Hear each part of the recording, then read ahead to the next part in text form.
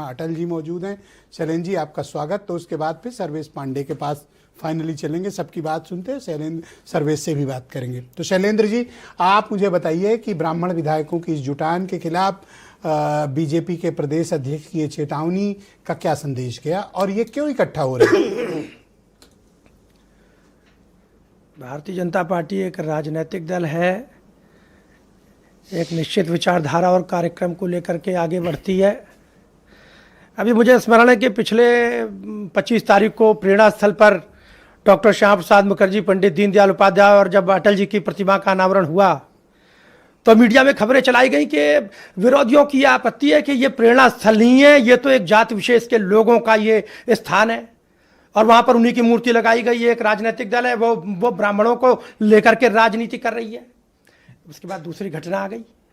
अब इसके बाद में आरोप ये लगाया जा रहा है कि ब्राह्मणों के साथ में पार्टी से शो कॉज नोटिस जारी हो रहा है, उनको टाइट किया जा रहा है कि आप ऐसा क्यों कर रहे हैं, आप बैठक नहीं कर सकते।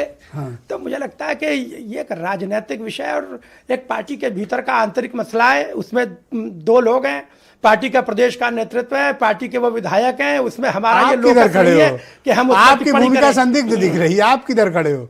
संघ की क्या एक बात बताओ कि क्या कोई भूमिका संदिग्ध नहीं है। हमारे मित्र भी पूज्य सरसंघचालक जी को कोट कर रहे थे कि उन्होंने परशुराम जी पर कोई टिप्पणी कर दी और उसके बारे में सारी मीडिया में फैक्ट चेक हो चुका है। बताया गया कि वो पोस्ट कार्ड फर्जी वायरल किया गया है, लेकिन उसके बाद भी वो वही टेप रिकॉर्डर चला रहे हैं कि मोहन भागवत जी ने ऐसा कह दिया। ऐसा कोई बयान उनका नहीं है, नहीं ऐसा कोई पत्र उन्होंने जारी किया है।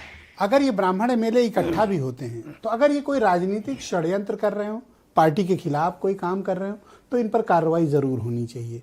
लेकिन ये सत्र के दौरान इकट्ठा हैं और ये दोबारा न मिलने पाए, आखिर कौन है जो इनको नहीं मिलने देना चाहता? ऐसी क्या समस्या है? मुझे नहीं लगता कि राजनीतिक दल में किसी के मिलने जुलने पर कोई प्रतिबंध लगाया जाता है। दरअसल उसका जिस प्रकार से मीडिया में संदेश जैसा प्रसारित किया गया उसके कारण से समस्या है। क्यों? अभी तक किसी भी आपकी घिग्गी तब बन गई थी जब कुटुंब समाज बैठा था, जब कुर्मी छत्री महासभा की बैठक हुई थी, तब आपकी आवाज कहाँ गुम हो गई थी? तब आप मुझे ये नैतिकता का भाषण नहीं दे रहे थे। हर दुबे जी बोले थे तब प्रत्येक समाज अपने स्तर पर जो कार्यवाही इस समय तो बोल रहे हैं। नहीं, मैं अपनी बात ये बोले थे कुछ हमारा उसमें लोकस नहीं है कि राजनीतिक दल के कार्यकर्ता हैं, वो अपने विचार की दृष्टि से स्वतंत्र हैं।